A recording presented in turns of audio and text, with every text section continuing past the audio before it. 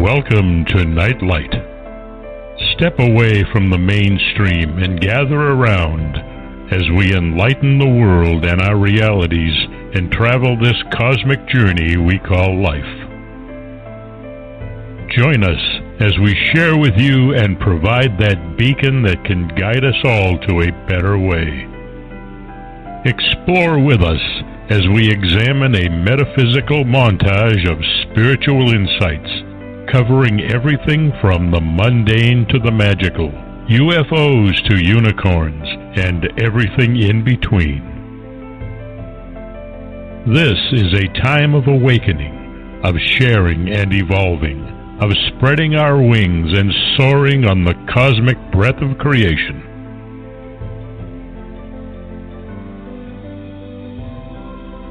Come and join with other light-minded spirits as we weave our lights together to seek understanding, enlightenment, and, with a little luck, some wisdom. This is Nightlight, a reminder that you are never alone.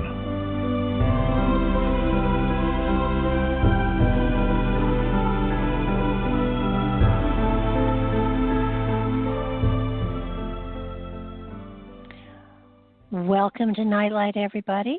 This is going to be a very exciting show. Mark has some amazing people here as guests, and we're going to discover some pretty fascinating information about who actually discovered our country.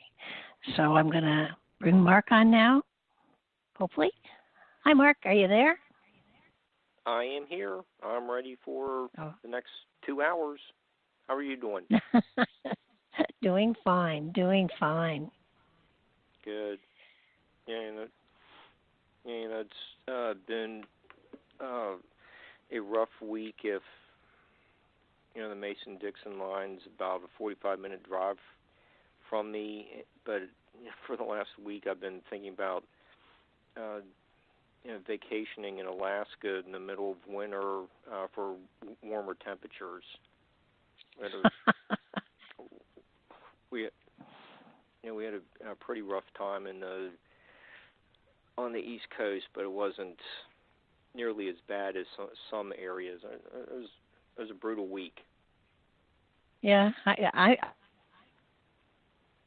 got spring here, so I'm like, because it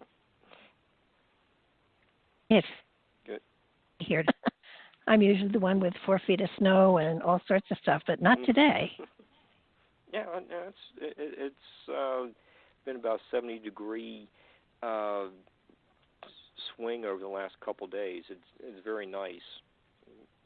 So, might as well get started. We have to pack a lot of information into 2 hours, so might as well bring on our guests so we can cover their 2 exciting books. This is, I think, going to be groundbreaking information for Nightlight. And we also need to say happy birthday to Laurie, one of our guests. So, we're Nightlight is celebrating the Chinese New Year, so we're going to have a fascinating discussion about the Chinese being in pre-Columbian America. And we have Mark and Laurie Nickles as our guests. They have lectured internationally about their books Chasing Dragons and Laurie's new book, To the Gates of Fengtu. We even met at the Midwestern Epigraphic Society conference a few years ago. So it's great to have friends as our guests. So and their books can be found at Amazon.com. So let's welcome Mark and Laurie Nickles to Nightlight. How are you doing, Mark and Laurie? Doing good. We're fine here. Good. Yeah. So our temperature just finally came up too. Good. Maybe the groundhog is going to be accurate this year. It's been a long winter. But yeah, as we read your first book, Chasing Dragons. See how the Gates of Fengtu grew out of it. So maybe we should start with how this project got started and kept expanding. So let's go back to some of the early days of writing Chasing Dragons. Okay, this is Mark here. I guess that would be me. Started in year 2004, just reading a local paper, an article in a local paper about a mystery. It was a rock painting called the Pious Saw near St. Louis. And I got thinking about it, and within just a few days, I saw Gavin Menzies on television talking about Chinese exploration of the world.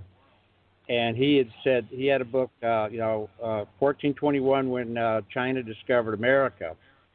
And I got thinking maybe there was a connection with the Pious on the Chinese, because the colors and the general description of this gigantic rock painting in Illinois across from St. Louis sounded a little bit Chinese. So I started researching and found out it was very Chinese. And the more we researched it, the more commonality we found between this rock painting in Illinois. It was overlooking the Mississippi River, by the way. And Chinese dragon, or long, is what the Chinese call it. And so we just started accumulating evidence and parallels.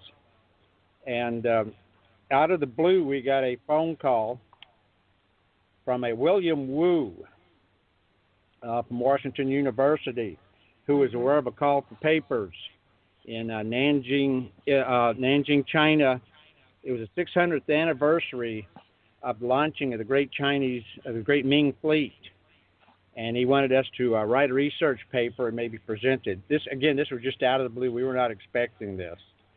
We'd previously had a short 500-word article in a local hunting and fishing magazine called Outdoor Guide, and Mr. Wu became aware of this, and he had some connections in China. It turned out his father was a general, by the way.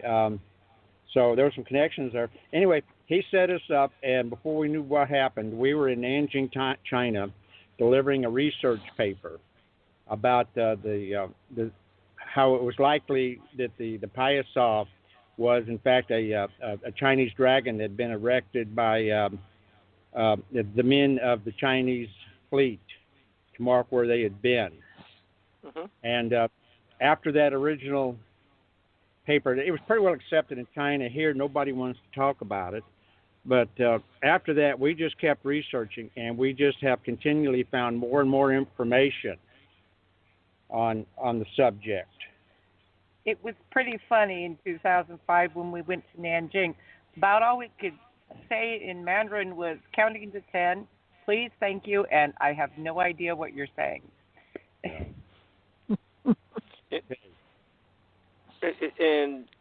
Okay, so you present your paper when you come back to the States. You receive this manuscript in the mail. So, what you document that. How did that keep you moving forward in your research? Well, in August, we had gone in July. In August, we found a book that mentioned this very, very old book written by a man named Mao Deng. And we started contacting people because there was no way for us to find it in the United States. And the scene that I had read out of it, I know how messed up translations can get. Just I've always been amused by that.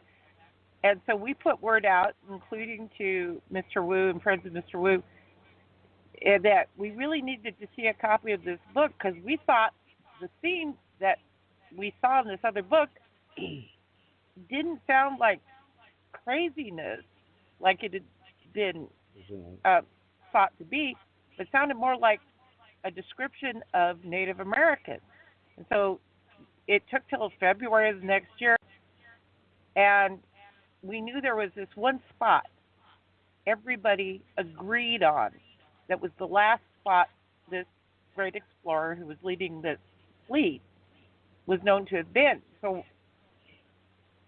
I was the at-home mom. I started working on this and digging and looking through dictionaries, and I tried to find that place. Some chapter that mentions that particular place, and that was Mecca, because the leader of the last thing that everyone absolutely agrees on is that the leader of this expedition, the last thing they know he did for certain was go on Hajj. And so I found that was about chapter 86, and I worked towards the end of the book from there. Like I said, I was learning Mandarin from just scratch as I went along and digging and digging and digging. And I found someone Chinese to check some of the things I was looking at, and suddenly they were agreeing with me. And here I am, a stay-at-home mom who's found one of the craziest secrets I could possibly imagine. I can imagine a lot. I write. I can imagine a lot. But this was just mind-blowing. Okay, and you do note in Chasing Dragons that this epic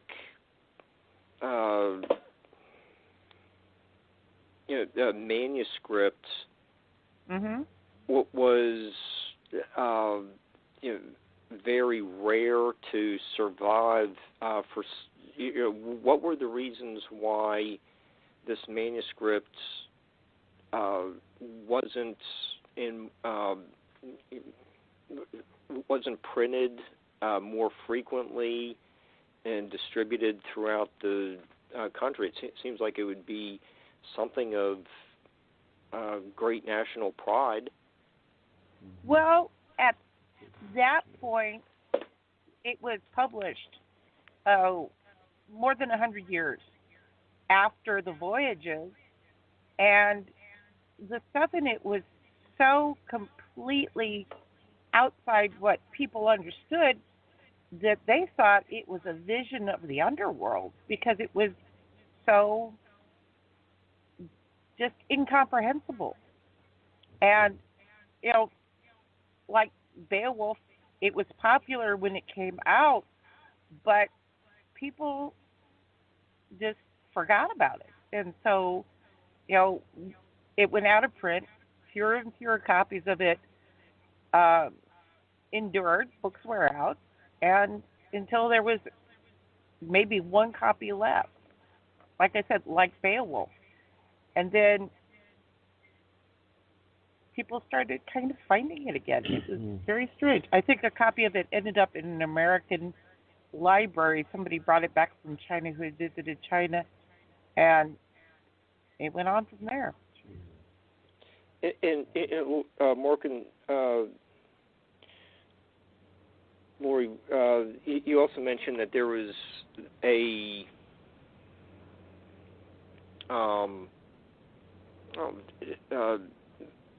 book burning at one point as well. Okay. Well, there was at the end of the big voyages. There was 7 sets of voyages. At the end of them, there was just a sudden attitude change, and they had a few of the great ships from this fleet left. They burned them at anchor. They just decided to totally shut China off, put a wall around it, mentally, physically, make it illegal to build big ships like this, and made it incredibly restricted to leave the country or learn a foreign language or teach Chinese to an outsider. And they decided that these voyages had been such a financial. It was the big public story, big financial mistake. So they decided, well, this was so embarrassing and such a financial mistake, we're going to even burn all the records. We'll burn what's left of the ships at anchor. We'll make it illegal for anybody to ever do this again, and just forget it ever happened. Which is a really weird thing for a country that had been a leader in a whole lot of technical areas like navigation, shipbuilding, and weaponry and timekeeping. They just suddenly decided, it was like people looking around at their computers today saying, let's throw these all in the trash and go back to the 1800s with horses and wagons, no cars, no phones. It was that big a backward jump. Okay. So, yeah, and we are going to look over the next hour and a half or so. We are going to look at. This was a major achievement in naval history. Let's. Okay, you already mentioned that there were 7 voyages. There were some staggering numbers that are mentioned in To the Gates of Fengtu. How many ships and sailors went out on these voyages? Okay, this is Mark. Now, the voyages began in 1405 under Admiral Zheng He, who is best known in English as Sinbad. Okay, now that gets interesting. The voyages lasted until 1434.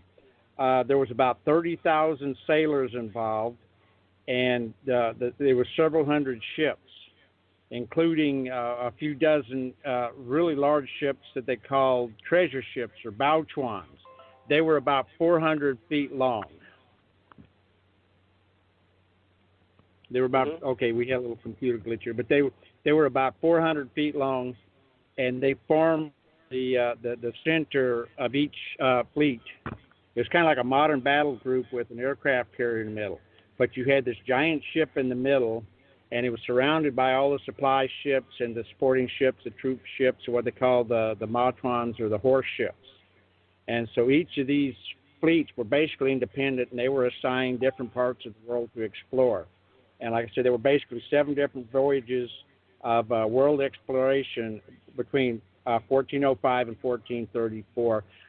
Menzies has got 2 books. Gavin Menzies, 1421, and the other book was 1434. And they really go well with what Laurie has found in her translation. So I hope I answered your question. There were several hundred ships, about 30,000 men. They were off and on voyaging for about 30 years. Like I said, the larger ships were about 400 feet long. Columbus's entire fleet would have just sat on the deck of one of these. They had watertight compartments, advanced navigation. They were about 400 years ahead of what the Europeans had at that time. Yeah, the information that's coming up in the Laurie's translation is just really astonishing naval engineering. But when we start looking at To the Gates of Fengtu, Laurie, you're starting the translation on chapter 86, and they're in Venice. So there's where we open up. what's going on in Venice to bring the Chinese there? They have a meeting with the Doge. Let's get the audience caught up with, their appearance in the Bay of Venice, and we'll move the flotilla to North America in a few minutes. Well, what was happening was everybody literally around the world knew about Venice. The Muslims, the Arab seafarers who were going back and forth to India, all of these people knew about Venice. It was the center of commerce. And so the Chinese said, center of commerce, center of the world. Okay, we're going there. They went there, and they're there during Carnival, which is actually at this time of year. And, things were pretty crazy. There was a vast amount of partying going on. The Chinese were a little kind of overwhelmed. They were wondering if the people rioted often. And they're in the midst of this, and the party's interrupted by a party crasher. And this party crasher was a papal legate, a representative of the Pope. He picked them all up and said, okay, we're going to go over this way. We're going to Rome. And they thought that was kind of bizarre. They kind of considered the Pope a backwater patriarch. They thought, money would be the center, not religion. They invented capitalism. Of course, they're not that. And after a little while there, and after their leader got done with Hajj, which is also right at this time of year, they got their ships together, and they asked the Venetians, they asked the Romans, they asked the Muslims, the Mamluk Empire, Sultan, police over there, and they said, is there more west? And they said, nothing worthy of your time. Nothing worthy of mention is beyond the Mediterranean. They said, okay, but we're going to go on. And so they headed out, rode the prevailing currents and winds.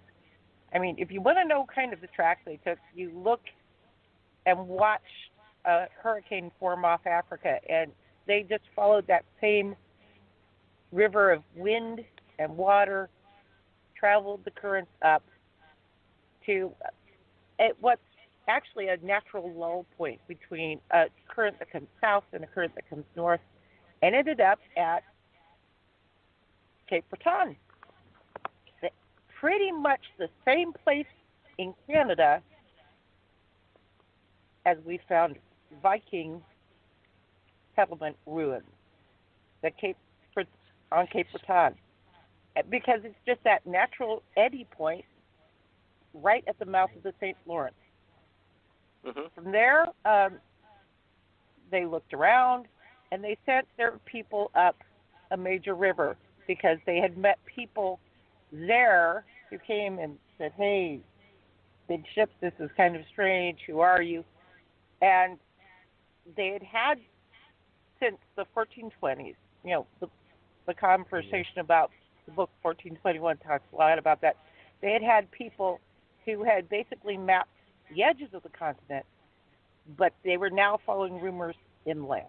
They came up to St. Lawrence, through the Great Lakes, which they described as freshwater seas, and then down the rivers to a river that they said astonished them because it looked like the Yangtze.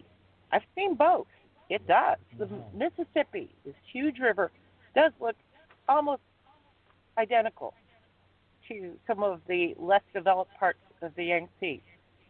And there they went to the city that they had heard about.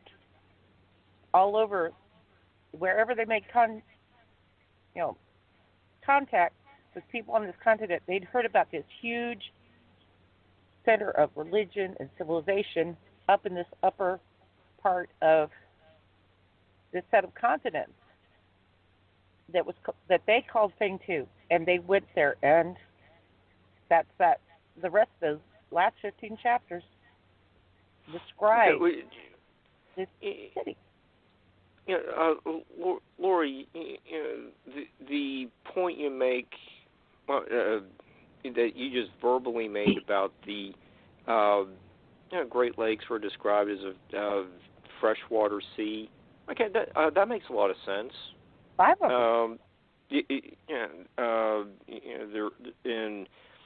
In your translation, you do have some discussions about the dense fog. Okay, I can picture that happening. Accidentally in the vegetation. North America in the fog. Mm-hmm. Yeah, one of their ships ran aground. They said, "Whoop, we got here." Yeah, it was. All the descriptions sound very plausible, and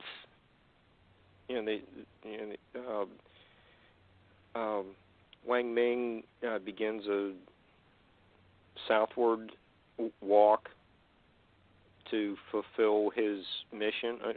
Okay, the Mississippi River would be south of the Great Lakes. All this stuff is adding up. So, but when you begin translating Wang Ming's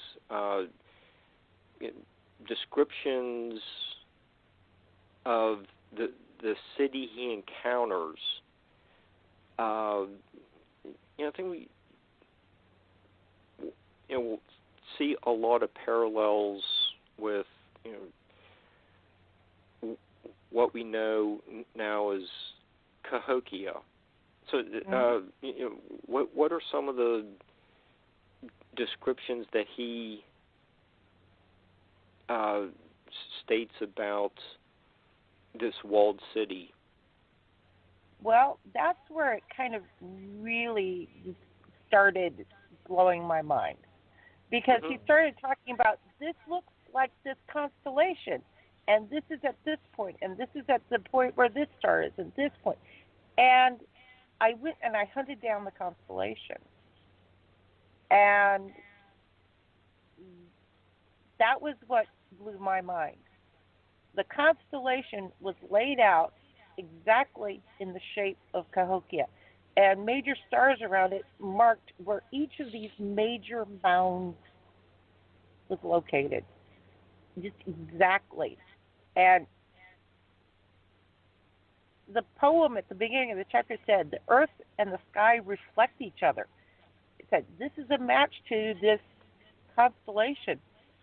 And then they started talking about what the people looked like and what they dressed like, and the creatures and the food. And as I said, it was unreal, because I've made lists, and there are like 60 or 70, 80 exact matches of everything that was going on, things you can find in the archaeological record, and it's statistically impossible to guess that well. And when the book came out in 1587, Europeans didn't even know Cahokia had existed. They hadn't even mapped the layout of the mound at that point. It was bizarre. I mean, they couldn't have known that. They couldn't have known any of this stuff. And the more I looked, the more things I kept finding, and it kept, match after match after match after match after match. And it just got stranger and stranger and more correct and more. And I'm sitting here looking at this book and saying, this is impossible to be anything but not a fantasy. This is not a picture of the underworld. They're scary people, but these are real people I'm looking at. This is a real culture. I can find historical records that match this. There's stuff in here that explains why archaeologists can't make sense of this or that or the other thing. And I was just stunned. Well, and Laurie, throughout the early stages of Fengtu, many of the scenes take place at this plaza, and then there's like this what was called a mountain in the center of the plaza. Okay. The man-made mountain with only one way up or one way down. Yeah. Okay. That needs some discussion. Do we find that at Cahokia? Yeah. Cahokia is a large earthen mound that the base of which is broader across. They call it Monk's Mound now, and it's bigger around the bottom. It covers more acreage than the Great Pyramid at Giza, and it is maybe you could say 2.5 levels, where you come up on a first level. There's a large open space. Then you come up to the top, and it's a flat area. There's a slight dip area to one side. And in the book, it talks about, okay, you come up this stairway. On its first level, there's 2 buildings. And if you look at drawings done from archaeological examinations, the buildings are there. And they said, now you come up to the top, there's this huge place with a slight lower to one side where this god chief lives, and his wife lives on this little piece. His primary wife lives on this little spot to one side. And you could sit there reading the book and walk from spot to spot. And wherever you stop that the book said something is, here's a mound that we know that there was multiple two large buildings on. In the book it says there are 2 large buildings here, the temple of this and the temple of that. Over here is this large, round, circular place that has to do with the sky. And there's Woodhenge, which is a circle, kind of a astronomical observation point, calendar, like Stonehenge, but it's wood.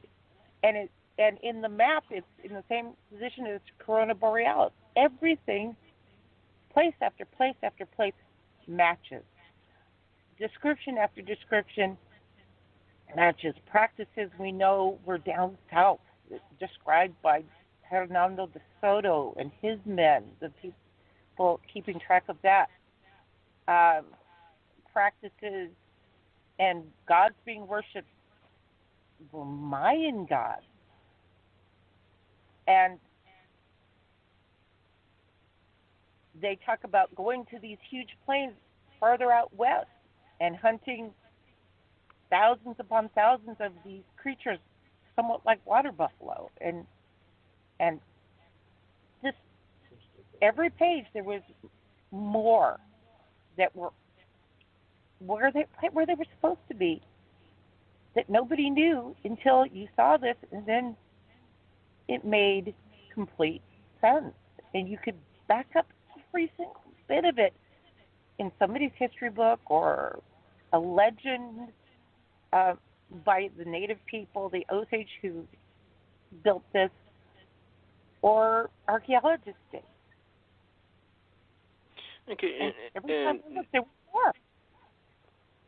Yeah, Laurie, there's this wooden palisade. And they talk about that it looked like stone but wasn't stone, and we know that it was plastered. Yeah, and that seems pretty typical of native engineering. You have wood henges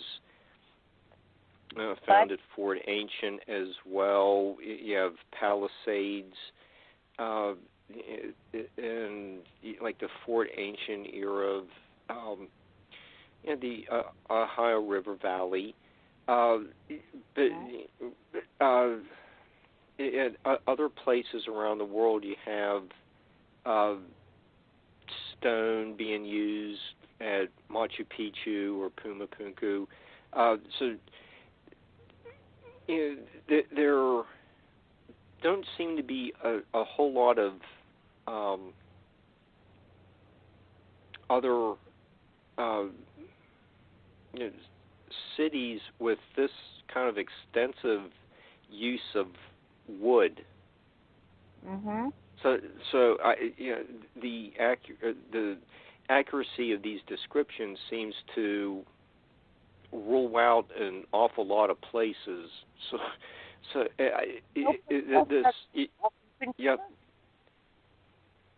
I just thought the descriptions in this journal seem to be very accurate about this time period that we are just learning a lot about. Oh, yeah. And they described animals that, even if you talk Fort Ancient, they talk about animals like a particular type of rattlesnake that is only in this one area. It's not over in Ohio. It's not down south. It's called Massasauga rattlesnake. It has a very particular sound of its rattle. It, instead of, the rattle that you think of as a rattle, it's this much faster buzz. And they just absolutely dead on describe it. And it's crazy. You go on. Every time there's something new, you can find it in the record. Yeah, and Laurie also mentioned buffalo. Were there buffalo in Mesoamerica or South America, elsewhere in the world? I just thought buffalo were pretty much just an American animal. The only other, Mark. The only other place you would have found bison is there was a few left in the forests of Poland and extreme western Russia. They're still there today, and they're actually mixed with American bison now. But the only ones in the world would be, like I said, in those forests in Poland and Russia, or in North America. That'd be Canada, the United States, and parts of Mexico. That was it. And you don't have rattlesnakes like that there. You don't have persimmons in Poland, and you don't have large earthen pyramids.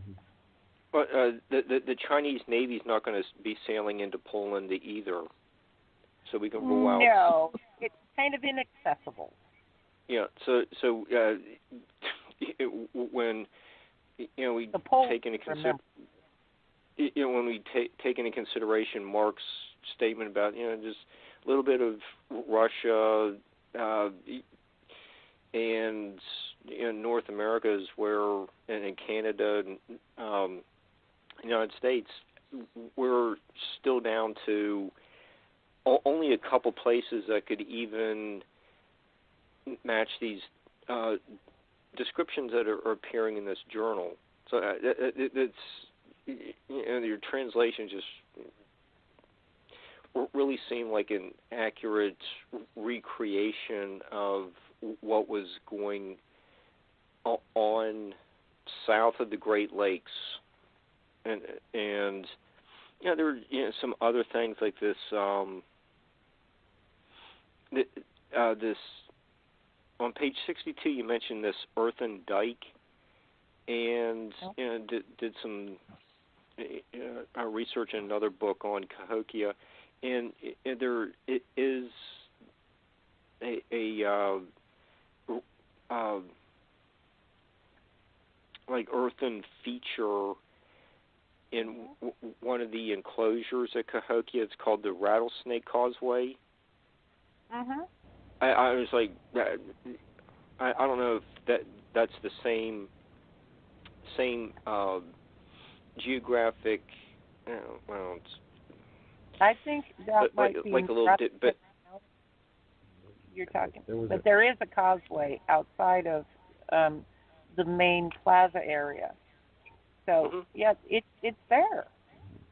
You know, I was just, and that was just something. I don't know, if that's an exact correlation, but it just struck me as something that is within the realms of possibility of these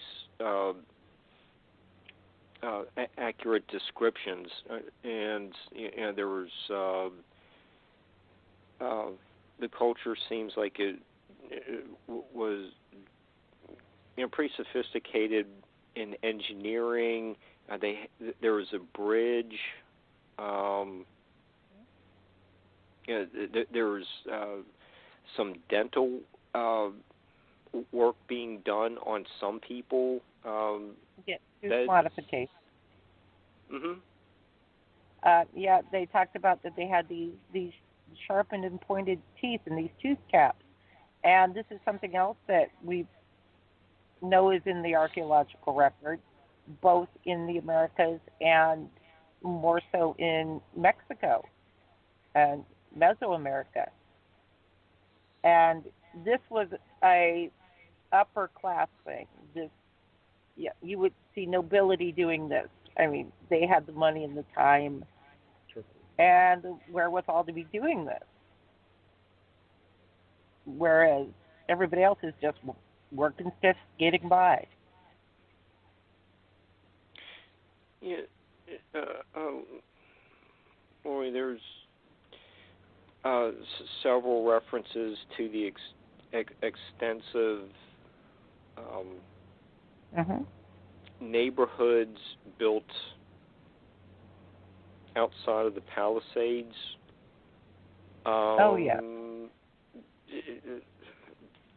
I'm looking at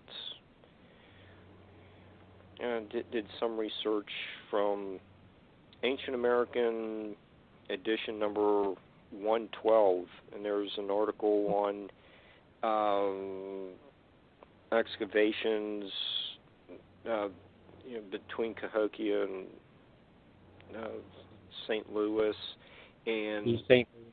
Yeah, right. And it seems like there were even more homes and neighborhoods in this area than previously thought. So that's another parallel. And you live in that vicinity. Had you been out there to see the digs going on, or reading a little bit more in the local papers about what's being unearthed? Well, not only that, we've seen material as far south as locally that. Well, Mark, why don't you tell him about what you found in the local creek? Okay, we're on the Missouri side. Actually, we're on the edge of the Ozarks, so we're in real hilly country. But as you go towards St. Louis and cross the river, it's absolutely flat. And if you researched on each St. Louis and all that, for miles and miles up and down the river, it was just densely populated. It was just an incredible more number than of around people. London at the same time. Yeah. Okay, now locally I have found, 4 or 5 conch shells in a local creek that were probably burial goods. Laurie had you had a picture of a Well, of a figurine that was found in a local cave. I've actually seen it. Okay, that is very similar to some of the statuettes of some of the Mayan gods. It was probably a locally produced version of a Mayan god for sale. And the neighbor has some remains of what they call a bean pot. And researchers in the last few years have identified the beans that were in those pots as chocolate. There was a trade in chocolate up and down the river. It's easy to transport. It once you dry it and in the sun and that, it's this ready quantity. It was being used as money. Mm-hmm. And if all else fails, you could eat it. It was chocolate. So even as we're like 30 to 40 miles south of Cahokia on the other side of the river, there was still a very dense population here, and there were a lot of trade goods. A lot of people. This whole society was as big, if not bigger than, more densely populated than the greater metropolitan area around St. Louis now, and as heavily, if not more heavily, farmed than it's been, even to this day. I mean, everybody here, they didn't have to have major roads. There are creeks, deep creeks and streams everywhere. You could have gotten anywhere you wanted to, just as fast, almost as fast as a modern highway, or at least compared to walking or going across country, because you could go by boat. And they had rowers. They were going up and down the rivers. If you got all the way to the sea, they had gigantic canoes that were big enough to go to the islands in the Caribbean. I mean, evidence has been found of them. Carvings of, boats and ships and so on. And the oral tradition, they talk about going back and forth, and the gods and the words that they spoke and the legends. The more you look, as I keep saying, the more you find the same. Okay. I don't know. Did we actually answer your question there? We kind of digressed on many things. I'm content. And there are also interesting points brought up about the face painting, some tattoos. There's all that. Just I think there were like 7 different colors of facial paints. And the figure 8 on page 43 really looks like information right out of the images that Dr. Greg Little uses in his book Path of Souls that we discussed 4 or 5 months ago with him. That was another accuracy I thought was really fascinating. If you look at the effigy pots that were used to contain and preserve cremated remains, the tattooing style is from these areas matches these descriptions. When they found further south statues of Mississippian people and all these things, again, the descriptions match.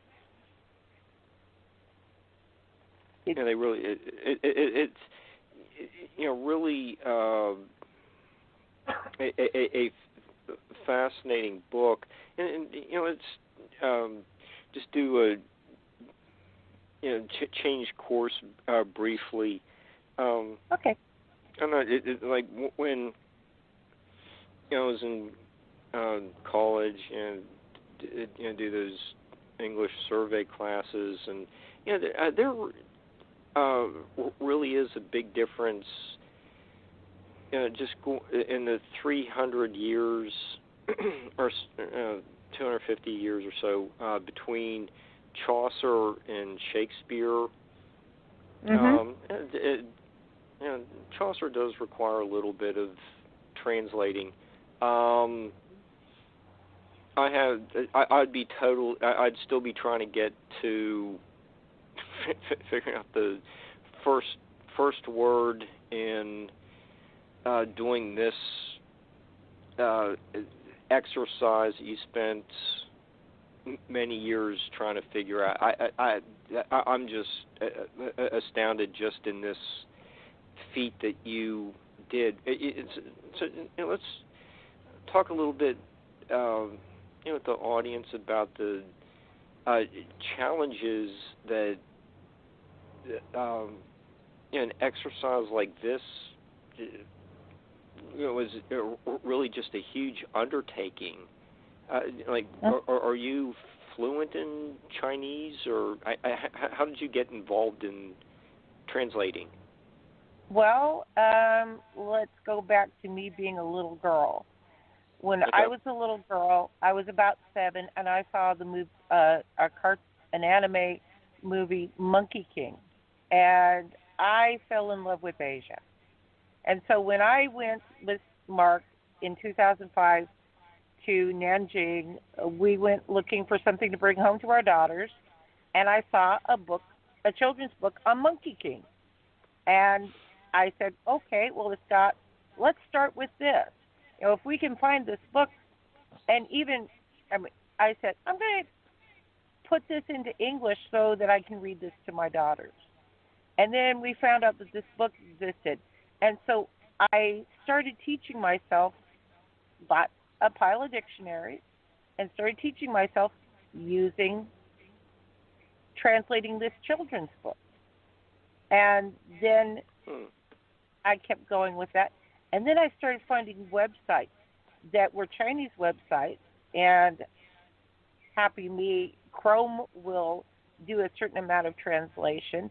And I started realizing these websites are using quotes of old books. I can find what it used to mean. And so I started piling up translations, and I started putting them into this dictionary. And there's not a school anywhere near me where I could learn literary Mandarin. And nobody in China speaks it. And I kept working on learning this and teaching myself as I went. And since I didn't know what I didn't know, I knew I didn't know things. I was willing to look and to dig. I know I can't do this perfectly, but I said, if I can do this right, I can do this in a way that if I get criticized on how I did something, it'll only make it better. It won't blow up in my face. And so I kept going from there. I've got a strangely wired brain, and I find out later that it's perfect. Yeah, it's perfect for learning Mandarin, especially archaic Mandarin. I'm dyslexic, and I always knew I wasn't adult, but my brain could really latch on to this. And I kind of, being dyslexic, I kind of delight in impossible things, because I was always told, well, you can't, and you're not able. And I said, well, I know what I can't do. Let's find out what I can. And so I went after this. And thus 14 years has passed. And since I said people looking at me and going, well, you're a loser, I didn't care what they thought. I just went after it anyway. Okay, there's quite a few pages of footnotes At 1,687 footnotes. Yeah, I wanted to make sure I could prove what I was saying. Yeah. Like I said, I wanted to be able to back up. If I made a crazy claim, I looked for somewhere where I could back it up. No, okay. Go ahead. Oh, that's okay. I'm done. Okay, I was just going to say, and there are some couple samples of where you do have this the Chinese character could mean this word or this word, so, and you're trying to find the best phrase to fit into the translation. So how did that go? That seems like it would be a challenge for like a non-native speaker picking up on like the nuances of the meanings. I thought footnote 260 is an example that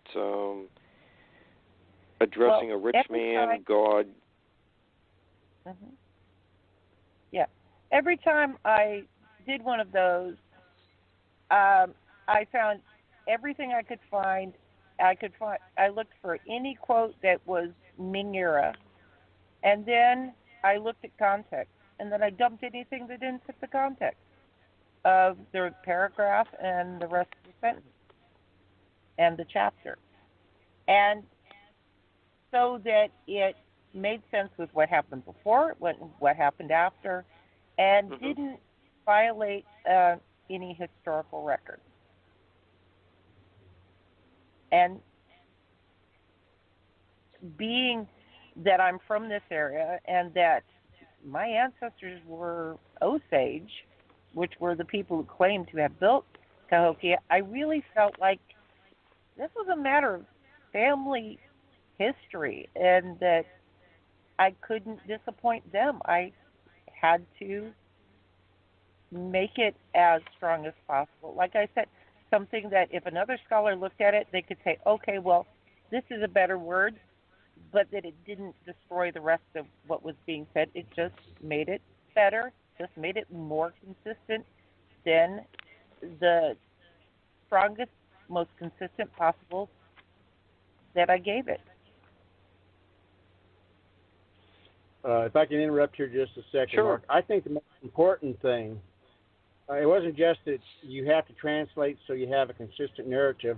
A lot of what was in the book made no sense unless you knew American Indian culture and you knew the animals and plants and geography of North America. When you knew those things that made no sense to the Chinese also just started falling into place like puzzle pieces. And that was the key, was knowing something about the area.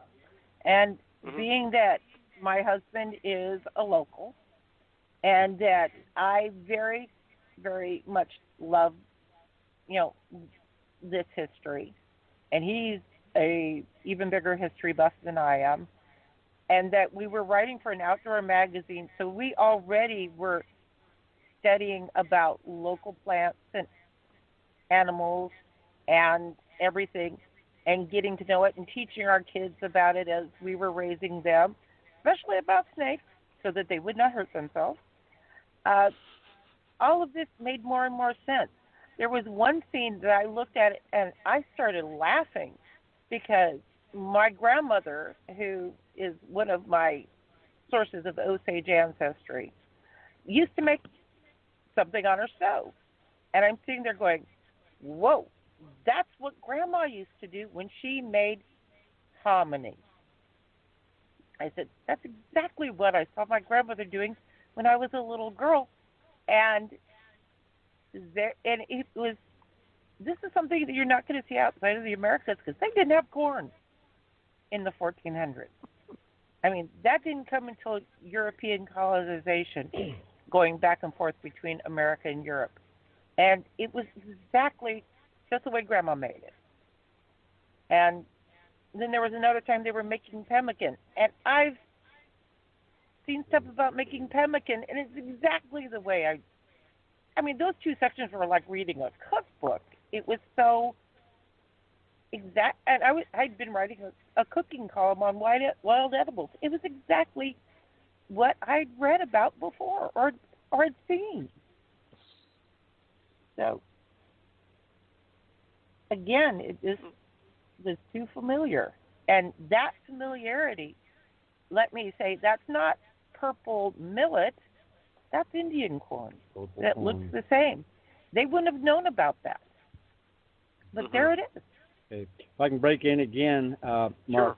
One of the ingredients in pemmican, where you got meat, buffalo, the fruit they usually put into it was persimmons. So they're talking about mixing meat and persimmon. The places you find persimmons is America and China. Those are the two countries that have persimmons. So either they were back in China or they were in America just from that one description alone. I mean, there's those individual nuggets, just one little description here or there. They'll mention a plant, they'll mention animals, and you realize that's enough right there to identify that you're in America. Yeah, and Mark, it's the little details like that that make the work that you and Laurie are doing so captivating. I don't know how else you can explain it. There's just like a couple places in the world where it's documented that's it. So it's either one or the other place we're talking about. And they were definitely not in China. And they already left on the voyage. Yeah, nothing matched except here. This is the only place we all matched at the same time. You go to Mexico, there's not the gigantic river. You go to Europe, there's not the people with headdresses like with cow horns or hairdos. Nowhere else in the world is there a hairdo like a horse's mane. And they had the first person translating it said horse instead of hairdo. They said head or cow's head instead of cow headdress. Those were the things I looked at and I said, that was the thing that caught my eye first, was that cow headdress. I said, I know a buffalo headdress. I think that's a powwow, not the underworld. And that was the thing that just absolutely, that was the first thing. That's what caught me and made me have to know. So that was the turning point where you and Mark were pretty interested in this, the piasol, but the like buffalo headdress. That was like what really put the hooks into you to make this a 15-year project. Well, when I saw that paragraph with that description of the people with the cow and the horse heads, Mark will tell you that there was incoherent screaming coming out of me, pointing at the book going, when I finally got words out, is I know this. This is here. It has to be here. And like I said, it took us 6 months to get the book after that. And then it was just, I mean, it's like knowing there's a winning lottery ticket in your house and you want to find it. You want to make sure that you were right, that you remember those numbers correctly and check them. And you go through a lot of crazy to get there, and I did. Hey, Laurie, this is Barbara. I just, you've discovered something that is really profound, obviously. How is this being received? How is it being received by this side of the ocean?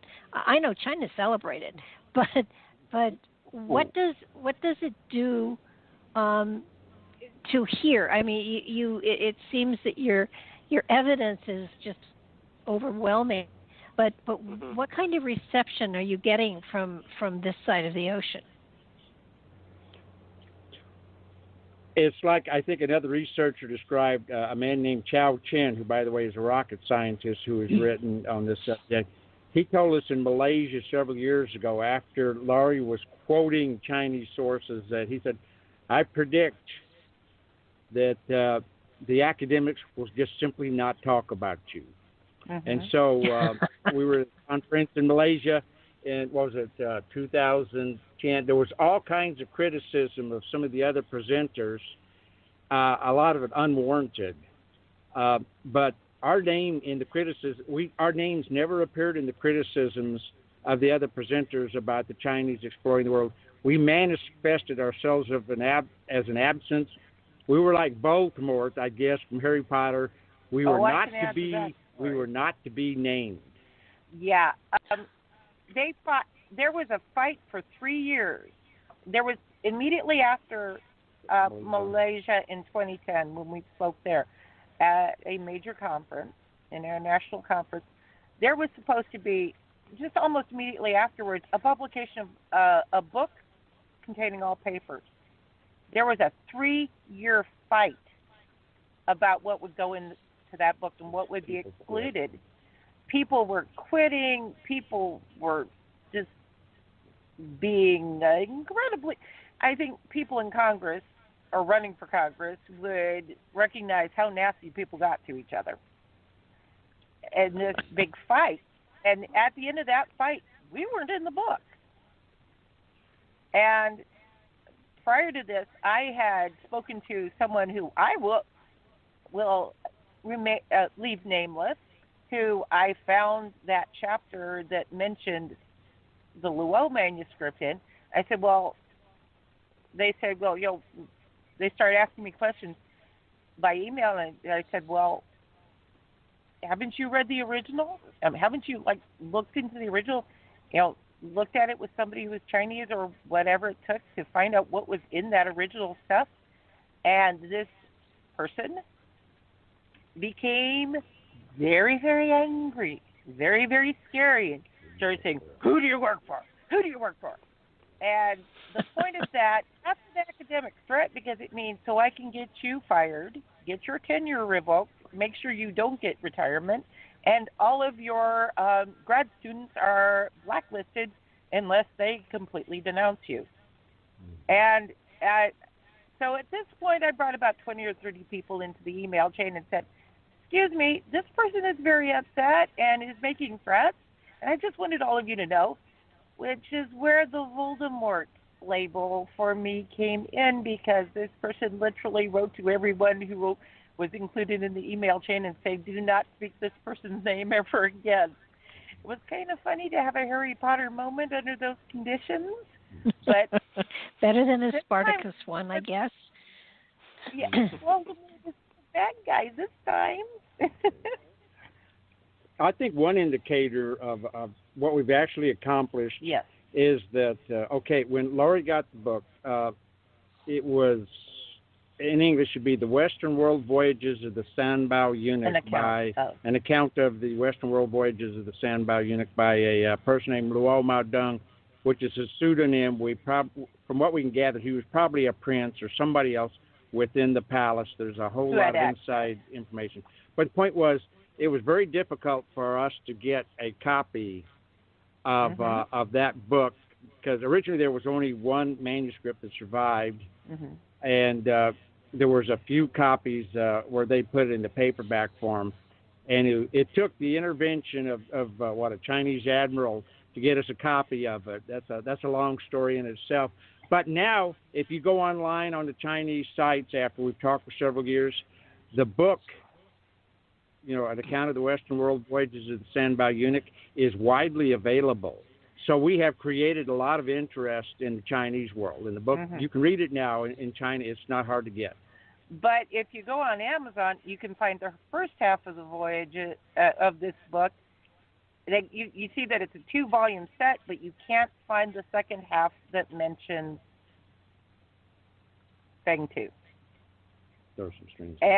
And we found every time we would find initially every time we found a good source on something, we started finding if we mentioned it somewhere, it would disappear. There were people following along behind us.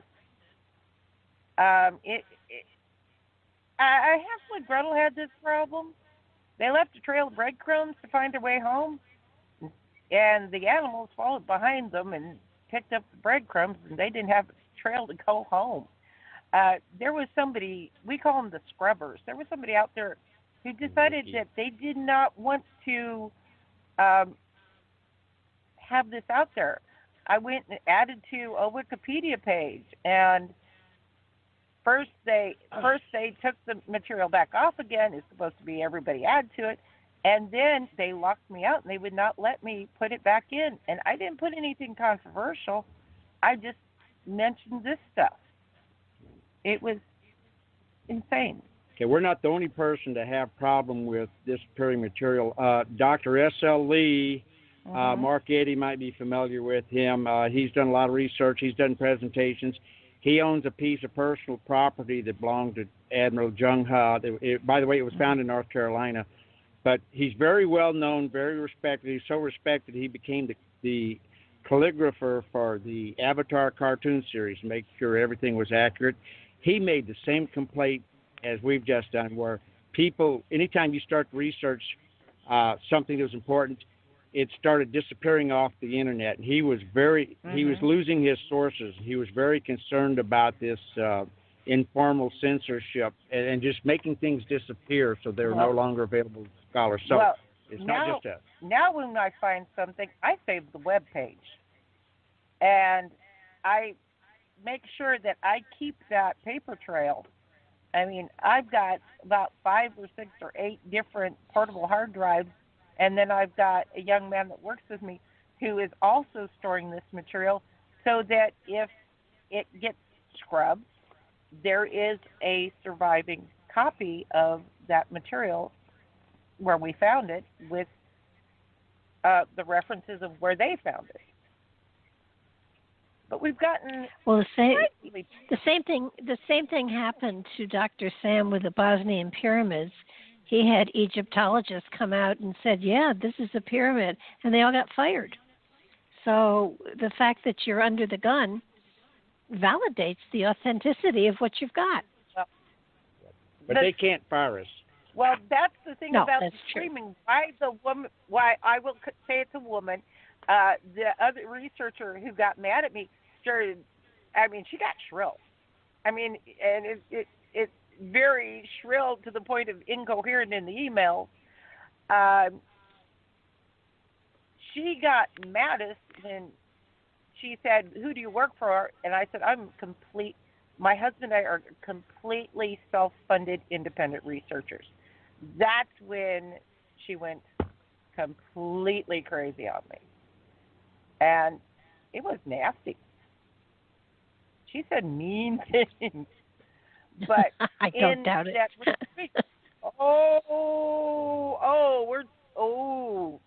She got personal. But we've been thrown out of a local archaeology society, which I'm also going to not plug here by giving its name, because we were harassed, and I told somebody, just stuff it. And then they said that we were horrible and mean to this person after the person had been harassing us for several years and nobody shut them up. I didn't cuss at that person. I just said, I was talking to somebody about the layout of Cahokia Mounds, and the person said, "Why don't you just be quiet, because I have something actually important to talk to them about, which had nothing to do with archaeology." And it was what a nitwit. You're ruining their monopoly. Well, I'm making. They can't tell stupid Indian stories, and that makes them unhappy because they want to be smarter than the stupid little brown people. And I'm sorry, my family was those stupid little brown people, and they're not stupid. So, nah. I'll just get snippy back at them. Okay, good for you. So, we need to get back to some of the most convincing evidence that was left from this voyage and the expedition to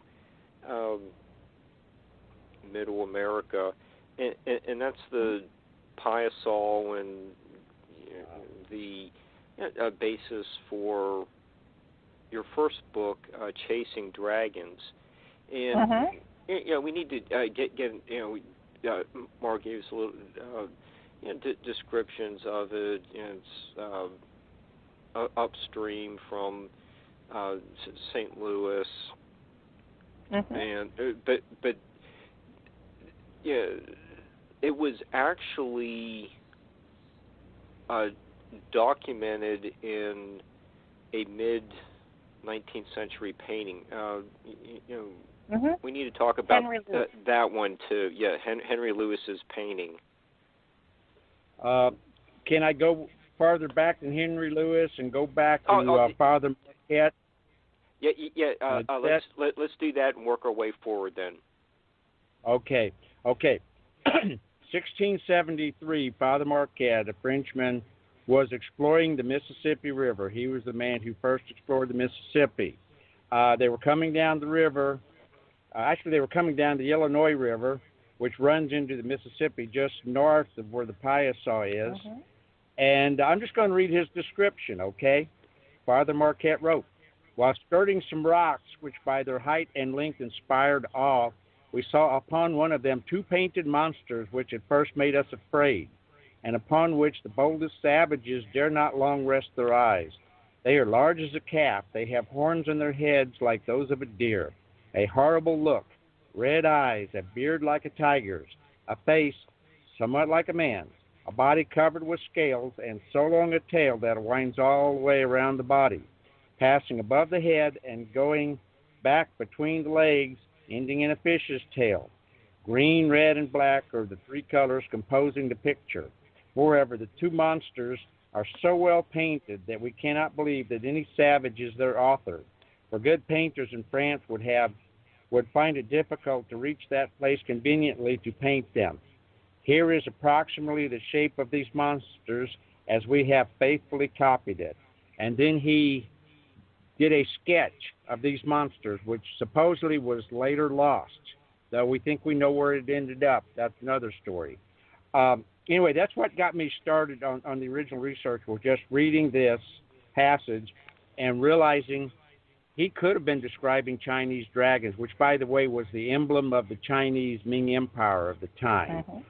When I got looking over it now, I found out, just right up front, I found, 11 similarities between the Piasol and the Chinese dragon emblem of the that the Ming Emperor used. If it's okay, I'm going to read these 11 similarities, okay? Sure. Okay, one, the Piasol was actually a pair of creatures, and that's typical in the Chinese dragon motif. There's two of them. And he did not say they were birds, which crept in later. He just described them as monsters. Okay.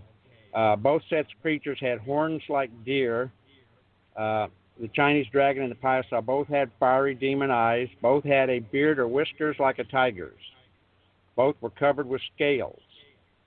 Both were painted in green, red, and black. Okay.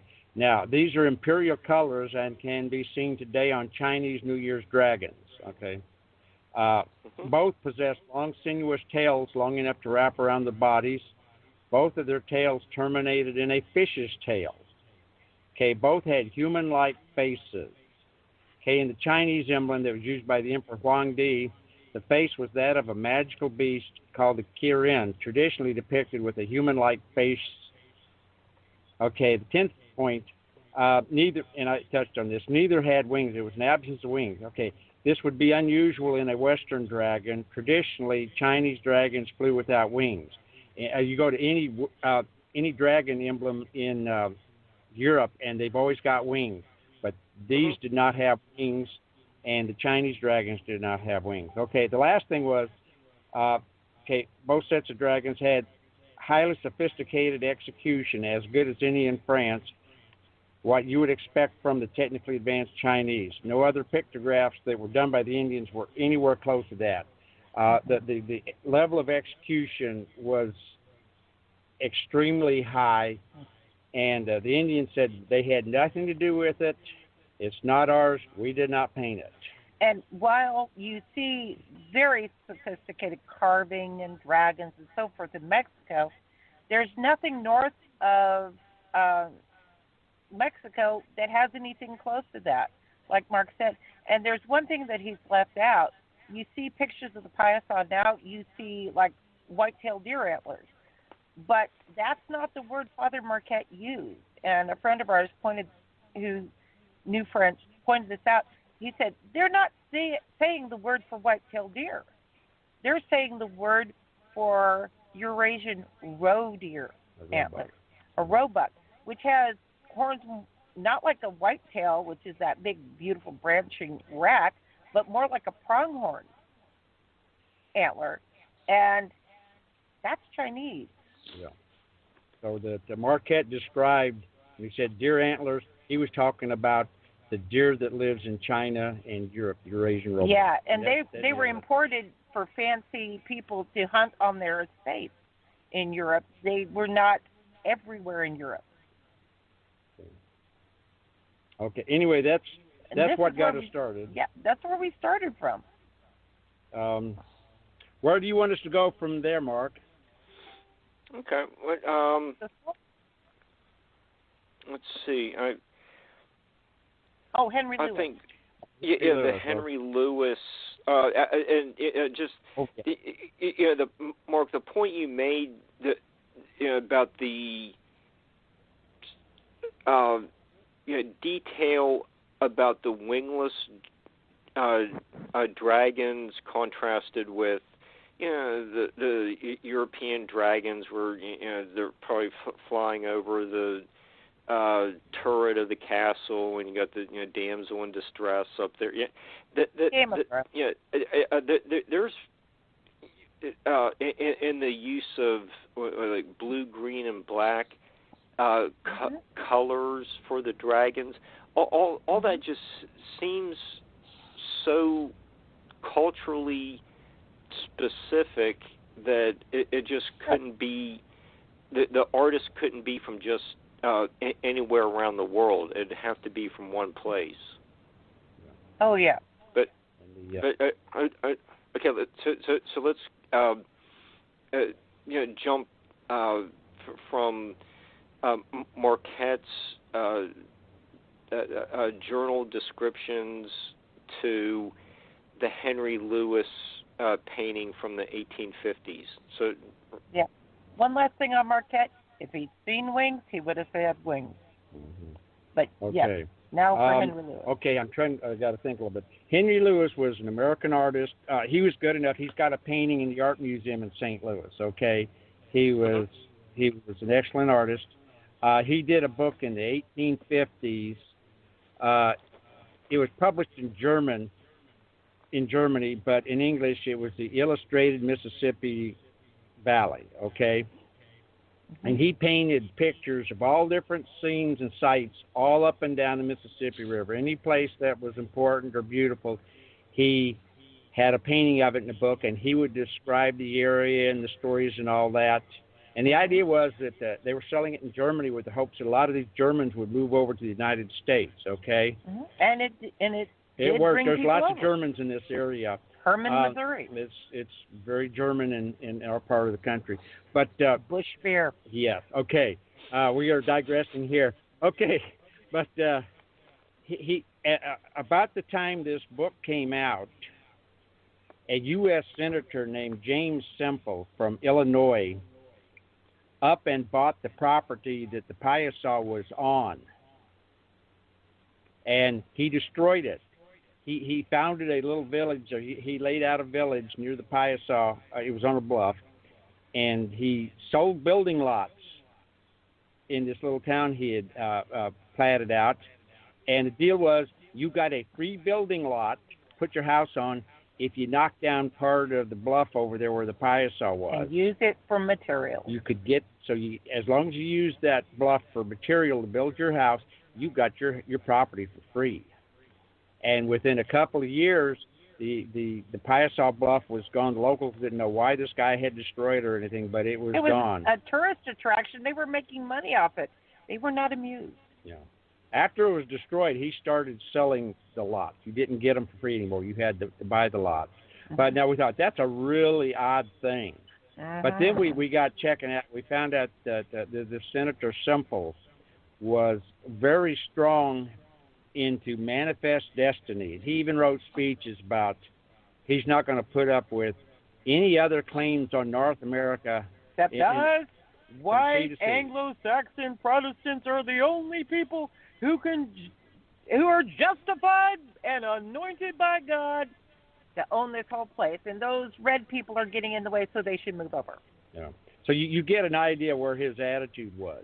He wasn't. But so as we can figure, we found out too that he had connections to a French map maker who had worked on mapping the Mississippi River. Nicholas Nicolay, who was educated in France. Now, where it gets interesting is that the official French maps in the mid-18th century, in the 1700s, showed the West Coast and what's Washington State now and parts of Canada and stuff. The French map showed it as a Chinese colony. They said the French maps had the Chinese on the West Coast or had been on the West Coast, okay? And through his connection with the map maker, he would have known that there was a Chinese claim. There was a possible Chinese claim on North America. So any evidence that supported that claim had to be destroyed.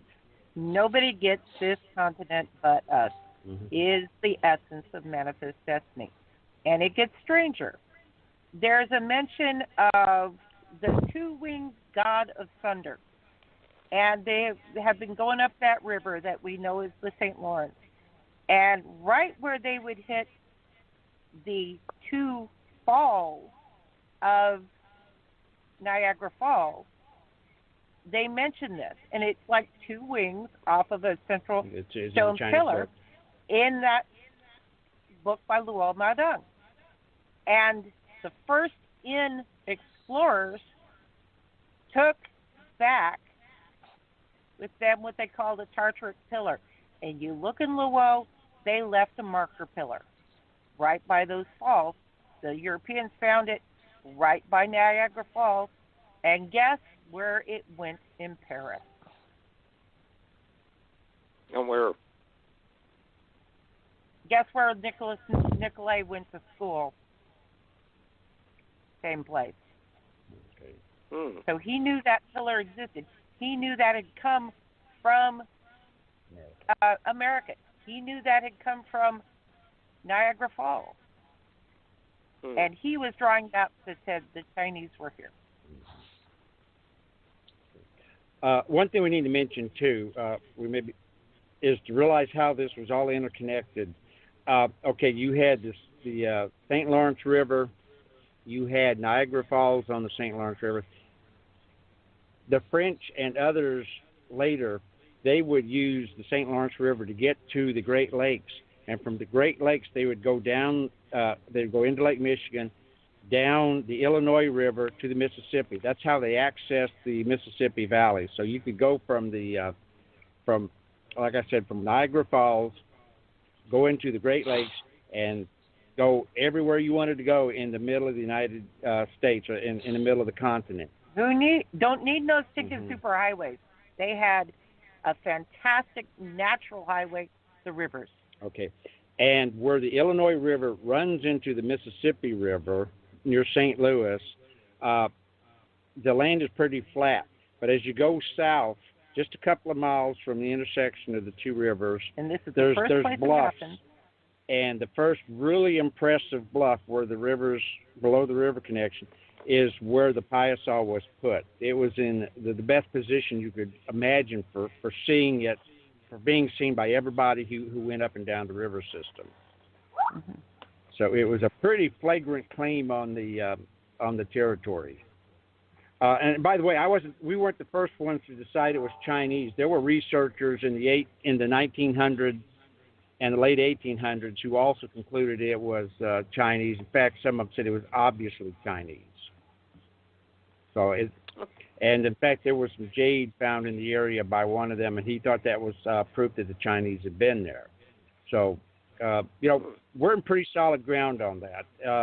But Senator Semple really did a good job of destroying the evidence. What's interesting about Senator Semple is he had a son named Eugene. And back in the 1870s or so, Eugene became governor of Washington Territory, which is what was on the French map as the Chinese colony. So here it is. This guy had destroyed the Piasol. His son goes out west, becomes a governor of an area which he would have known was Chinese at one time.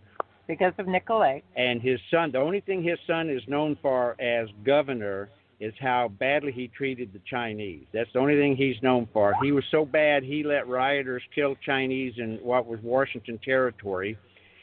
It finally got to the point he said, I'm not going to protect these people at all. And the army finally had to step in, ignore the governor, Governor Eugene Semple, and protect the Chinese who lived in that area. So he was they won't assimilate anyway. He was much like his father. Just run them off. Okay. He was those were his words. So they won't assimilate. Why bother? Mm-hmm. So he had to have gotten that attitude or perhaps knowledge from somewhere. So it was like father, like son. They were both protecting manifest destiny. Yeah. Okay. And all disagreeing evidence must be silenced. If it doesn't agree with how I see it, destroy it, silence it, make it disappear, make it invisible, and never mention it ever existed. Sounds familiar to me. Yeah. Okay. But one of the little bits of information that can't be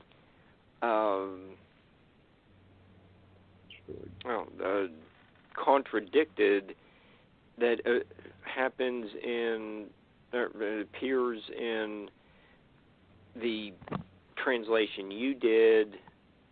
Mm-hmm. And a really interesting scene, and then it's also in the Henry Lewis's painting is the couple hundred 300-year-old pine tree on top of the hill above the Piasol. Let's discuss that scene from To the Gates of Fengtu and the painting. That's another key piece of evidence. Mm-hmm. Yeah. There was, it's one thing. There's a lot of symbolism in a pine tree in China. It's about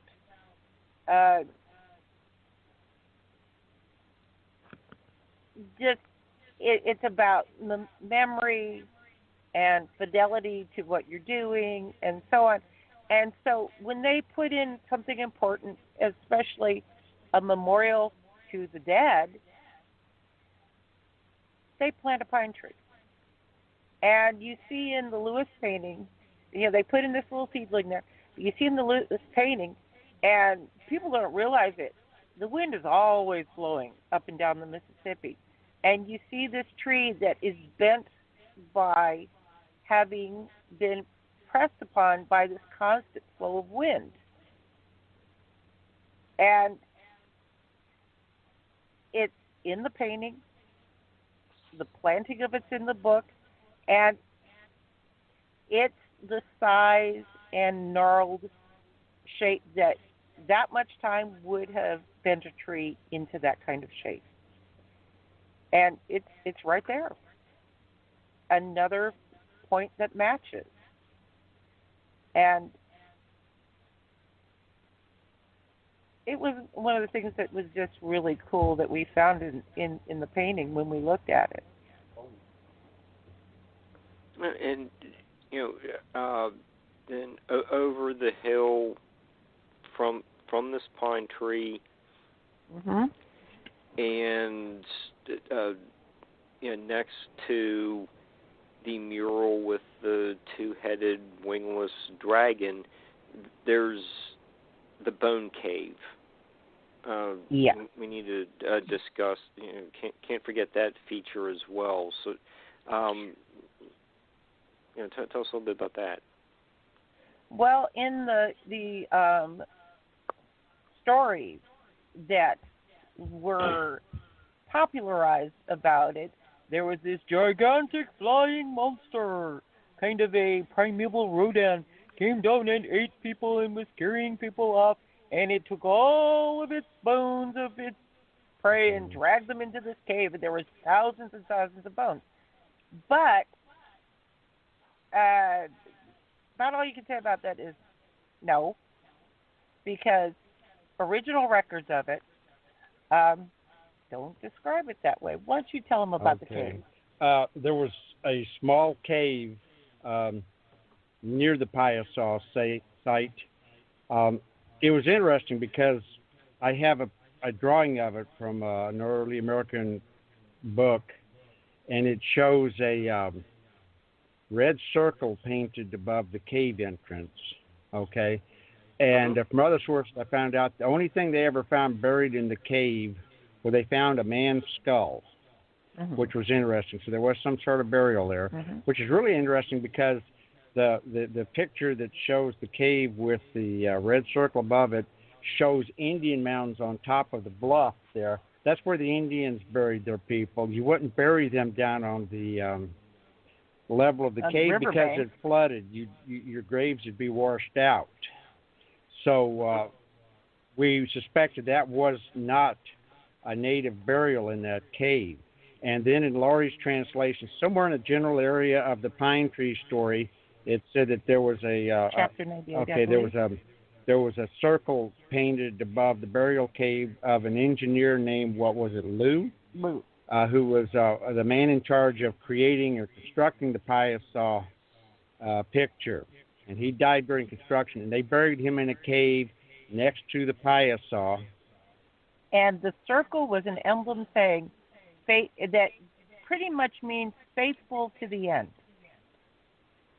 And so he was faithful till he died to creating this huge mural. And they talked about how that they had to coat the cliff face with a sealant, like a cement or a plaster, because it kept crumbling. And if you know anything about limestone cliffs along the Missouri, they crumble. I mean, there's constantly rock falling down.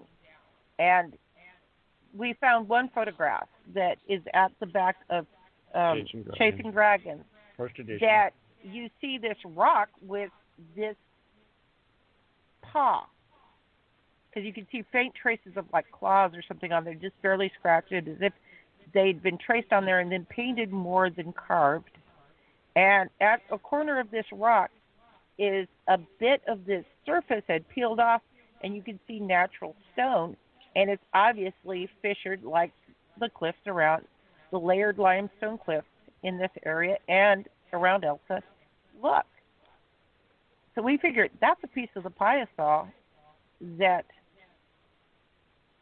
was still around there. And I saw one photograph of it. I should have taken a photograph of this photograph at the time, but there were two men standing there in this rock that you can't comprehend from my photograph at the end of the book what size it is, that this picture was so big that the rock that this picture is on is about waist high to the two men standing to either side of it. And they're grown adults of normal size. So that was a big picture, as big as Marquette is describing, as big as Lewis shows in his painting. Okay, and that was found in, the Elza Museum, just a few hundred yards from the Piasaw. They couldn't really tell us what the photo was about, but it was important enough that somebody about 100 years ago took it. Okay, so I hope we have the bone cave covered enough. There was a burial next to the Piasaw. It has a Chinese emblem over it. It's in an American source, and it's in a Chinese source describing the same location. That's pretty powerful evidence. And it matched. Yeah. And if you look at the Piasaw location on Google Earth, you can see that one side of the excavation is very straight and goes it's the side that goes farthest back. And this cave is clearly in a natural fissure in the rock, because there's you can see a bit of a crack above it in the illustration showing the cave. And that would have been the easiest place to start digging out. And it probably was already destroyed by the time Henry Lewis did his painting, because they don't show that side of the painting. That side of the Piasaw. And they had dug back along that to build, what was it, the Lindell Hotel? They built a hotel on Lindell Street in St. Louis out of the stone from the cave. Sadly, it no longer exists. So yeah, it burned down during the Civil War. So there's not even a trace of it, which is a real shame. We overlooked something, Mark. Some of the most exciting evidence. Okay, this has to do with the Lewis painting. Okay, we looked at the Lewis painting. Now, we found it after. No, I take that back. We found it before we went to China, didn't we? Yes, we did. Okay. We found that painting, but that's how you found Elsa. Okay. Laurie took some pictures at the Nanjing Boatyard. We were giving a tour of the area during the time that we were giving the paper in 2005. Nanjing Boatyard's interesting. It's on the Yangtze River, but they had the ribs. They had excavated the ribs of a ship that it was burned and not completed. It was as big as a football field. Just unbelievable. The ribs are sticking out, and it's like a football field there. It was eerie because the digging out that keel was so fresh, you could smell the smoke. The nearly 600-year-old smoke from when they burned that ship down to the keel. Okay. And while we were there, Laurie took a picture of a stone memorial of some sort that had some dragons on it. Because it was cool. Yeah. Okay. We got home and examined that some more. And found out what that was. It was a memorial set up by Chinese sailors after these expeditions to commemorate their expedition. And it was two dragons. Expedition. It was two dragons wrapped around each other. And in the middle, there was a Chinese symbol called the precious pearl, where the dragons are holding the pearl. And there's a fire, a circular fire with flames coming up around the pearl. And the whole thing is put inside of a flat-topped arch. It looks a bit like a cross-section of a loaf of bread, okay? Now, we got thinking. We looked at that and looked at the Piasaw picture, and it took us a while to work it all out. But if you were to take Henry Lewis's painting, or a copy of it, if you were to put a clear transparency over it, and then get a marker and trace out the more important parts of the Lewis painting, and then take that transparency and lay it over a picture of the Nanjing Memorial, you would realize that the details are the same. There's a lot of destruction. A lot of the Lewis painting was destroyed before he made the Piasaw had been damaged. But there was enough. You could overlay one on top of the other and realize they're the same thing. Down to little details. The precious pearl with the fireball and the dragons and the general shape and all that, it was the same thing. So that's when we really got excited. We realized that there was a match. And when you get to that point, you can't deny it anymore, which is why I think we upset people so much. The Lewis painting and the memorial in Nanjing, China, are the same thing down to little details. We had external verification of a physical artifact. So anyway, that was just mind-blowing. And I still, every time I think about that, the details. Some of the details misled us because the precious pearl in the center, some vandal before Lewis had painted a smiley face on there, and that misled us some. But we finally figured it out.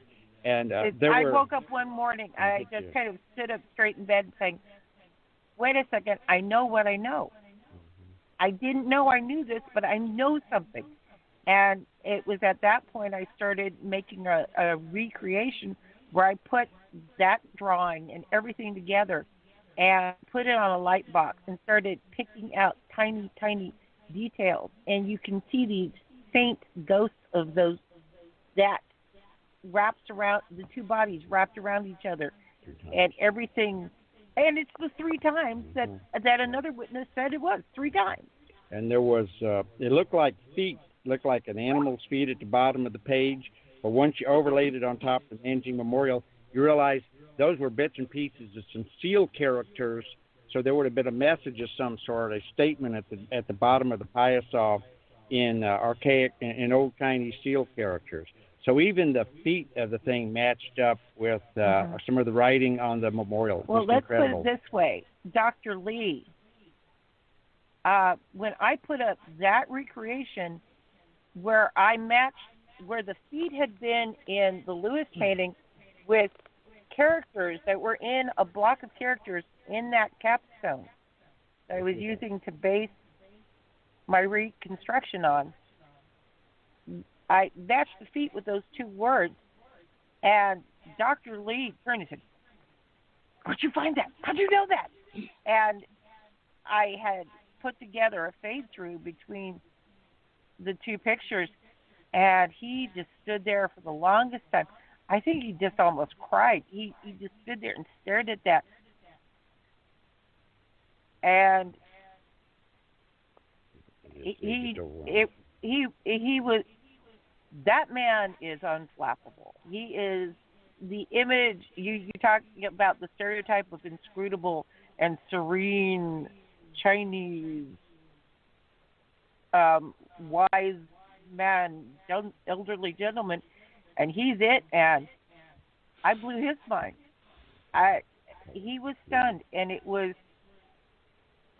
blew my mind. I mean, I couldn't, he was so impressed that I was overwhelmed. Okay, Mark, there's one more mystery about the Piasa while we're still talking about the Piasa painting. Go ahead.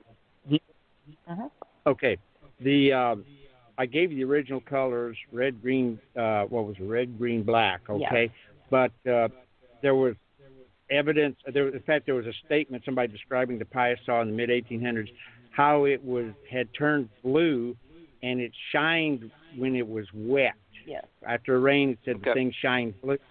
And we got checking into that. We found out that chemistry, yes, that cobalt-based paints turn blue if the other pigment is worn out.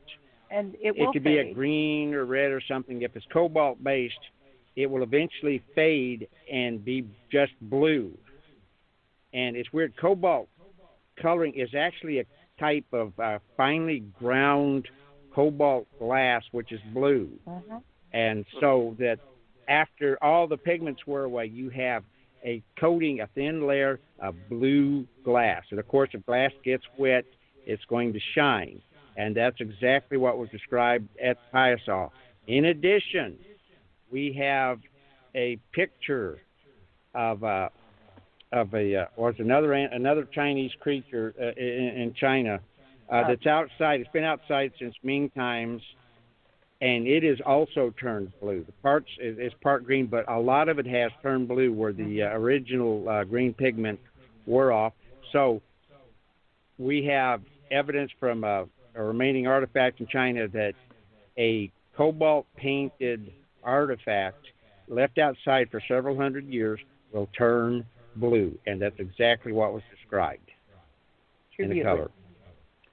We have the tribute list. I don't know if you had time for that. That's your area. While they were in Italy, one of the things they got from the Italians was stone carving tools and linseed oil or olive oil, things that you would have used to put together such a painting. And we know that they put markers everywhere they went. And if you do a longitude and latitude check, this spot was as far as you could get without away from China without getting closer again, traveling in any direction. Farther than that, you would have been closer to China than you were right there on the Mississippi. They wanted to mark their ultimate achievement of reaching, as their mandate said, the absolute farthest spot you can get. That was where they would have put it. That was the place big enough, wide enough, obvious enough that the monument would endure. Yeah. So it lasted until the Indians got guns, and then they started shooting it up. And then after it was damaged, then it was finished off by Senator Semple. But it's incredible. I mean, we know what the original colors were. We know what chemicals were used in the paint, and we know where they got their tools, which is really incredible. And that ties into the Min's book, 1434, which talks about the Chinese visiting Italy. So there's multiple sources for them being in Italy. And there are paintings of them in Italy. Yeah, there's a 1421 world map showing California on the Doge's palace ceiling, which is impossible. The ceiling of his audience chamber. Okay. So where he would have had that party in chapter 86. Yeah. Anyway, there's just so much information that we can't get it out into ours. It's just an incredible amount of data. And we keep finding more. And it's like a few weeks ago, we're doing a second edition of Chasing Dragons. We have a publisher who has it. But while researching it, I was doing research on some of the French explorers that came down the Mississippi after Marquette. And I found one of them, a LaSalle journal, which is not very well known. Anyway, LaSalle stopped, the junction of the Ohio River and the Mississippi River, south of where we live. And there was just a passing remark. I don't think anybody much noticed it, but he said that some in his party of Frenchmen were saying that if you turned here and went up the Ohio River, there was something Chinese up the Ohio River, which I thought was just kind of it just like everybody had missed that. But the explorer said there's something up the Ohio River that's Chinese, and that's in addition to the Pius. There have been some Chinese artifacts found here. Okay, so it's all there. It's all there. Just a matter of people don't want to admit it. Because it invalidates all the things that they looked at for their doctoral thesis and messes with the book sales of the books they wrote on their doctoral thesis on somebody else's doctoral thesis, on somebody else's. Though we have had a few people lately shake their head up and down yes when talking about this while we're doing some talks. So there, what is it? Science progresses one funeral at a time, or something like that. Yeah. It's going to take a while to change the paradigm, but the material's out there. There's no doubt. There's other evidence out there we don't have time to touch on, but hopefully it's going to be in our second edition, which will be out at some point in the next few months. When we were in Minnesota a couple of years back, I had a chance to say to a member of one of the tribes in the general area of the Great Lakes, and he, up in Michigan, Upper Peninsula, and he wept. I said, I have a chance to give the ancestors back their name, and he wept. It was something that was such a piece of his heart. And I know that in China, they know their ancestry back 100 generations. I have a Chinese friend who knows she's descended from Confucius. But I know that there are people out there still saying, and then Cousin Bo went off on these ships and never came back. And we have no idea where he went. that in China, this is a chance for them to say, now we know where our missing people went. Now for 500 years, we know finally where our lost boys, our lost sons and daughters and people went when they never came home. Okay. So, and one more thing. Hey, Mark and Laurie, we're approaching 3 to 4 minutes left, and I want the audience to be able to know the book titles, where they could find your books. Do you have upcoming appearances? Just let everyone know. Well, contact information for us can be found in the back of Chasing Dragons, and we're presently working with Talisman Press? Talisman Press, and on a second edition of Chasing Dragons with a lot of new information. You can contact us that way. You can contact us through Gavin Menzies' website, 1421 website. The 1421 website. You can contact us through my author's page on Amazon. And we would love to come and talk to anyone anywhere. We would love to hear from people who have that strange thing they found in when Granddad plowed the field, these odd artifacts that make no sense. We would love to hear about them and maybe give people information that says, okay, this is why this is where it is. Okay. I want to be very specific, Mark. Sure. The present book is Chasing Dragons, The True History of the Piasa, Piasa. We actually found out that Piasa was actually Paiju, which is a Chinese word, but we don't have time for that. But to get It'll it be right, in the new book. Yeah, our last name is an odd spelling. It's Nickless. So if you look up Chasing Dragons or Piasa and Nickless, you should be able to find it on Amazon. Okay? And the big monster book is To the Gates of Fengtu, and that's Fengtu. And you put that in there, and Nicholas, you'll get them. I think that if you look up one, you'll get a link to the other. Okay.